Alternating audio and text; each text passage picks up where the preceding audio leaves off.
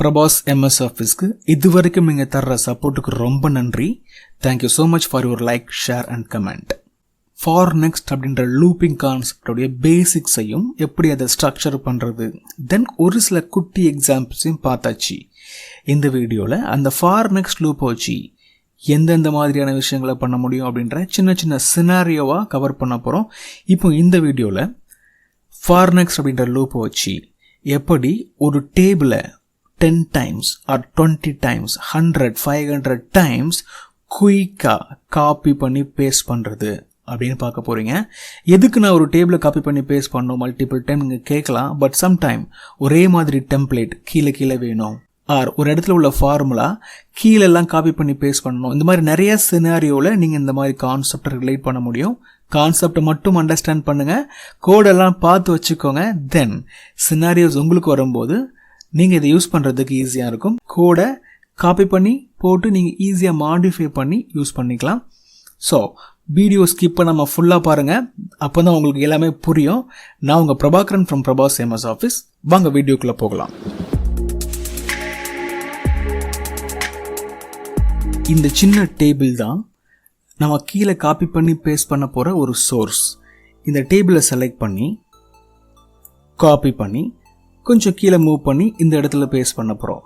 தென் அதுக்கப்புறம் கீழே போயிட்டு பேஸ்ட் பண்ண போகிறோம். இந்த மாதிரி ஒரு n நம்பர் ஆஃப் டைம்ஸ் நீங்கள் பண்ணலாம். 10 times பண்ணுற மாதிரி ப்ராக்டிஸ் பண்ணுவோம். அதை நீங்கள் 500 times கூட எக்ஸ்பேண்ட் பண்ணிக்கலாம். ஜஸ்ட் நம்பரை மட்டும் மாற்றினா போதும். ஓகே, VBA விண்டோ ஓப்பன் பண்ணிடலாம். VBA எடிட்டரை ஓப்பன் பண்ணிடலாம். Alt F11. ஓகே, பேசிக்காக ஃபஸ்ட்லேருந்து நம்ம கோடை கீப் பண்ண ஆரம்பிப்போம்.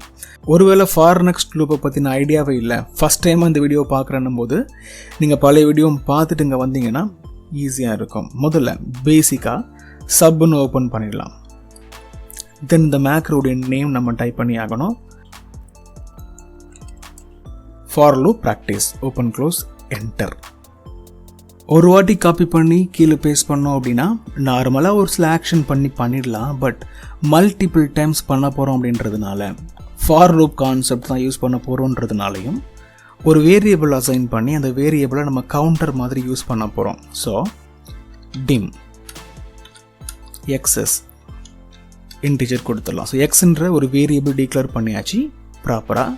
இந்த எக்ஸ் தான் கவுண்டராக ஆக்ட் ஆக போது மாறிக்கிட்டே இருக்க போகிற ஒரு வேரியபிள். இந்த விண்டோ கொஞ்சம் அலைன் பண்ணிடுவோம், நம்ம கொஞ்சம் ஈஸியாக இருக்கும் ஒர்க் பண்ணுறதுக்கு.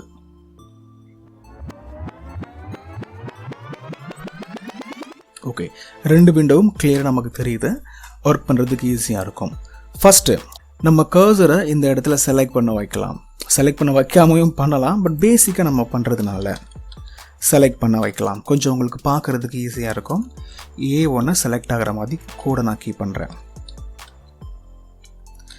So range open bracket double கோட்டில் A1 டாட் செலக்ட் கொடுத்தாச்சு. ஃபஸ்ட்டு நம்ம கோட் ரன் ஆகும்போது என்ன ஆகும்னு பாருங்கள், ரன் பண்ணி பார்ப்போம். எங்கெங்கேயும் இருந்துச்சு இல்லையா, நான் F8 ப்ரெஸ் பண்ணும்போது A1 செலக்ட் ஆகுது. பேசிக்காக உங்களுக்கு தெரிஞ்ச விஷயம். அப்புறம் என்ன பண்ணலாம், செலக்ட் ஆனதுக்கப்புறம் இந்த செலெக்ஷன் நம்ம காப்பி பண்ணணும். அதுக்கு ஒரு கோடை போடுவோம்.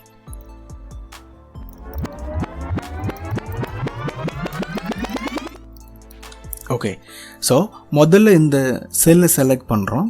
தென் இங்கேருந்து ஃபுல்லாகவே காப்பி ஆகணுன்ற மாதிரி கொடுக்குறோம். இங்கே தான் செலெக்ஷன் இருக்கும், பட் காப்பி ஃபுல்லாக ஆகிடும். அதுக்கப்புறம் நம்ம லூப்பிங் கான்செப்ட் யூஸ் பண்ணி இங்கே காப்பி பண்ண கண்டென்ட்டை கீழே பேஸ்ட் பண்ண வைக்க போகிறோம். கீழே மூவ் ஆகி வர்றதுக்கு ஆஃப்செட் ஃபங்க்ஷன் யூஸ் பண்ணலாம். பேஸ்ட் பண்ணுறதுக்கு பேஸ்ட் ஸ்பெஷல் யூஸ் பண்ணி நார்மலாக பேஸ்ட் பண்ணிக்கலாம். டெவலப் பண்ணும்போது உங்களுக்கு புரியும். ஃபார் நெக்ஸ்ட் லூப்பை ஓப்பன் பண்ணலாம். For X is equal to 1 to 10 கொடுத்து நம்ம ரன் பண்ணலாம். முதல்ல 10. ஸோ எக்ஸ்ன்ற நம்பர், எக்ஸ்ன்ற வேரியபிள் 1லிருந்து 10 வரைக்கும் கவுண்டர் மாதிரி ஆக்ட் ஆக போகுது. நெக்ஸ்ட் எக்ஸ் இந்த இடத்துலாம் கோடு வரப்போகுது. இதெல்லாம் உங்களுக்கு தெரிஞ்சிருக்கும் ஆல்ரெடி, ரைட்? இப்போ இதை ரன் பண்ண வச்சுக்கோங்களேன். இது காப்பி ஆகும். காப்பி ஆனதுக்கப்புறம் இது 10 times ரன் ஆகும். எந்த ஆக்ஷனும் நடக்காது. ஆக்ஷன் ஒன்று நடக்கணும். என்ன ஆக்ஷன் நடக்க வைக்கலாம், அதாவது இந்த இடத்துல இருந்து காப்பி ஆனதுக்கப்புறம் இந்த ஆக்டிவ்ஸ் எல்லாம் இந்த இடத்துல மூவ் பண்ணி கொண்டு வரணும். அதுக்கு ஒரு கோடை நம்ம இந்த இடத்துல போடலாம்.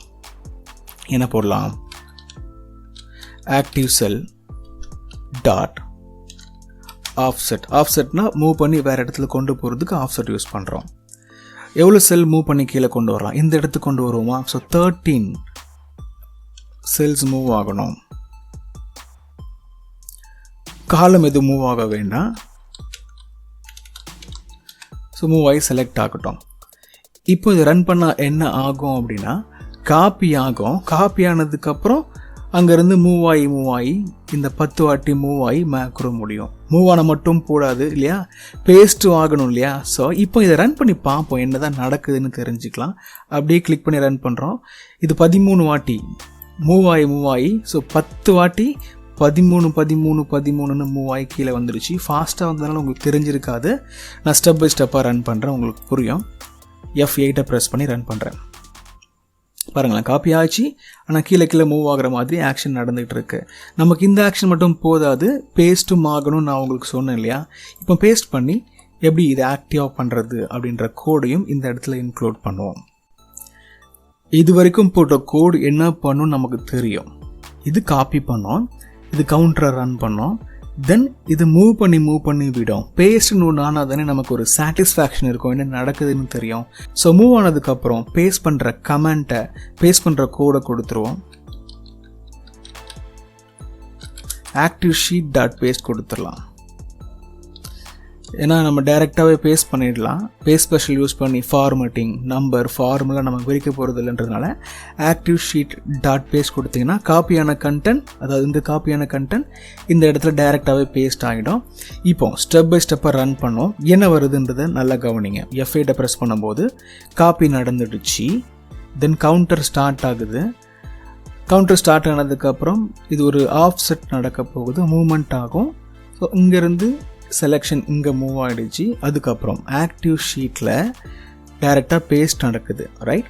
தென் கவுண்டர் வந்து மாறுது, தென் ஆஃப்செட் ஆக போகுது. ஸோ இந்த இடத்துல கர்சர் இருக்கு இல்லையா. தென் 13 செல்ஸ் மூவ் ஆகி கீழே போகுது, இங்கே போயிடுச்சு. தென் பேஸ்ட் நடக்குது. இதே மாதிரி 10 டைம்ஸ் பேஸ்ட் நடக்கும். ரன் பண்ணி விட்டுருவோம். ஸோ 10 டைம்ஸ் நடந்துடுச்சு. இப்போ மேலே போனீங்கன்னு வச்சுக்கோங்களேன், காப்பியான கண்டென்ட் அப்படியே தெரியுது. சம்டைம் மேக்ரோ ரன் ஆனதுக்கப்புறம் இந்த காப்பியான இந்த செலெக்ஷனை டீஆக்டிவேட் பண்ண வேண்டியது இருக்கும். அப்போ தான் நெக்ஸ்ட் லெவலில் நீங்கள் வேறு ப்ராசஸ் பண்ணுறதுக்கு ஈஸியாக இருக்குன்றதுனால ஒரு கோடை போடுவோம். இந்த கோடு என்ன பண்ணோம் அப்படின்னா, இந்த மாதிரி ஆக்டிவாக காப்பியாக இருக்கிற இந்த செலெக்ஷனை டீஆக்டிவேட் பண்ணுறதுக்கு யூஸ் ஆகும். Application dot cut copy mode is equal to false கொடுத்துடலாம். ஸோ இந்த இது என்ன பண்ணோம் அப்படின்னா, காப்பியாக இருக்கிற அந்த செலெக்ஷனை டீஆக்டிவேட் பண்ணோம். இப்போ இதை ரன் பண்ணி திருப்பி பார்ப்போம். மேக்ரோ முடிஞ்ச உடனே இந்த செலெக்ஷன் இந்த மாதிரி இருக்காமல் நார்மலாக இருக்கணும். ஓகே, இதெல்லாமே டெலீட் பண்ணிட்டு ஃப்ரெஷ்ஷாகவே ரன் பண்ணுவோம். எவ்வளோ ஃப்ராக்ஷன் ஆஃப் செகண்ட் நடக்குதுன்னு உங்களுக்கு தெரியும். பேஸ்ட் ஆகிடுச்சு. மேலே பார்த்த மாதிரி அந்த ஆக்டிவ் செலெக்ஷன், தட் மீன்ஸ் காப்பியான செலெக்ஷனில் உள்ள காப்பியான பார்ட் காப்பியான மாதிரி காமிக்கல. ஏன்னா நம்ம என்ன கொடுத்துருக்கோம், கட் காப்பி மோடு வந்துட்டு ஃபால்ஸ் கொடுத்துருக்கோம், ரைட். இப்படி கொடுத்ததுனால என்ன ஆகும் அப்படின்னா, காப்பியான மாதிரி இருக்கிற விஷயங்களை இது நார்மலைஸ் பண்ணி விட்டுரும். ஸோ பேசிக்லி நம்ம என்ன கான்செப்டுக்காக இந்த மேக்ரோவை கற்றுக்கிட்டோம், இவ்வளோண்டு கோடு தான், ரைட். காப்பி பண்ணி பேஸ்ட் பண்ணணும், குயிக்காக பேஸ்ட் பண்ணணும், 10 வாட்டி 20 வாட்டி 30 வாட்டி எத்தனை வாட்டி பேஸ்ட் பண்ணணுன்ற மாதிரி நீங்கள் மாற்றிக்கலாம். இப்போ இந்த இடத்துல 10 டைம்ஸ் போட்டதை நான் 500 டைம்ஸ் கொடுக்குறேன். பாருங்கள், பியூட்டியை பாருங்கள். சேவ் பண்ணியாச்சு. டைரெக்டாக போய் ஒரு ரன்னை பண்ணுவோம். ஃப்ராக்ஷன் ஆஃப் செகண்ட் அப்படின்றது நார்மலாக சொல்கிறது தான், பட் ஒரு 3-4 செகண்ட்ஸ் ஆர் 5-6 செகண்ட்ஸ் ஆகும். இப்போ ஒரு 20 செகண்ட்ஸ் ஆகிருக்கும்னு நினைக்கிறேன். 500 டைம்ஸ் இது காப்பி பேஸ்ட் பண்ணியிருக்கு. 500 டைம்ஸ் காப்பி பேஸ்ட் பண்ணுறதுக்கு மேனுவலாக பண்ணிங்க அப்படின்னா it takes lot of time. So ஒருவேளை ஒரு நிமிஷம் எடுத்தால் கூட உங்களுக்கு ஈஸியான விஷயந்தான், நல்ல விஷயந்தான். க்ளோஸ் பண்ணிவிடுவோம். ஸ்டாப் பண்ணிவிட்டேன். மேலே இருக்கிற காப்பி பேஸ்ட் ஆன செலெக்ஷனும் போயிடுச்சு பிகாஸ் ஆஃப் திஸ் கோட். ஒருவேளை உங்களுக்கு இதே மாதிரி கோடிங் உங்களுக்கு தேவைப்படுது, காப்பி பண்ணி பேஸ்ட் பண்ண வேண்டிய நீட் இருக்குன்னா இதை கூட நீங்கள் காப்பி பண்ணிக்கலாம். உங்களுடைய VBA மாடியூலில் பேஸ்ட் பண்ணிவிட்டு யூஸ் பண்ண ஆரம்பிச்சலாம். காப்பி பண்ணுங்கள். நான் ஒரு வேளை இந்த ஸ்னிப்பெட்டை கொடுத்தேன்னா காப்பி பண்ணிக்கலாம் நீங்கள். தென் ஒரு நார்மலான இப்படி எக்ஸல் இருக்குது அப்படின்னா Alt F11 கொடுத்து விண்டோ ஓப்பன் பண்ணுங்கள். பிளாங்காக ஓப்பன் ஆகும். தென் பேஸ்ட் பண்ணுங்கள். இது இல்லைன்னா கூட நோ ப்ராப்ளம். எதுவுமே இல்லைனா கூட ஒரு நியூவாக ஒரு மாடியூலை இன்சர்ட் பண்ணுங்கள். தென் அதில் உங்களுடைய கோடிங்கை பேஸ்ட் பண்ணுங்கள். தென் ஸ்டெப் பை ஸ்டெப்பாக F8 கொடுத்து ரன் பண்ணி பாருங்கள். எரர் வரும்போது டீபக் பண்ணி அதை மாற்றிட்டு தேவையான மாதிரி ஆக்ஷன்ஸ் நடக்குதுன்றதை பார்த்துட்டு ஃபைனலைஸ் பண்ணுங்கள். முக்கியமான விஷயம், டேட்டாவை பேக்கப் பண்ணி எடுத்து வச்சுட்டு ஒரு டம்மி டேட்டாவில் ஆர் காப்பி பண்ண டேட்டாவில் ஒர்க் பண்ணி பார்க்குறது பெட்டரான விஷயம். ஏன்னா ரொம்ப ஃபாஸ்ட்டாக அந்த ஒர்க் முடியுன்றதுனால தப்பு நடந்துடக்கூடாதுன்றதுனால சொல்கிறேன். கட்டாயமாக அந்த வீடியோ உங்களுக்கு யூஸ்ஃபுல்லாக இருக்கும். பார்ப்பீங்க, லைக் பண்ணுவீங்க, ப்ராக்டிஸும் பண்ணுவீங்கன்னு நம்புகிறேன். See you in the next video. Thanks for watching.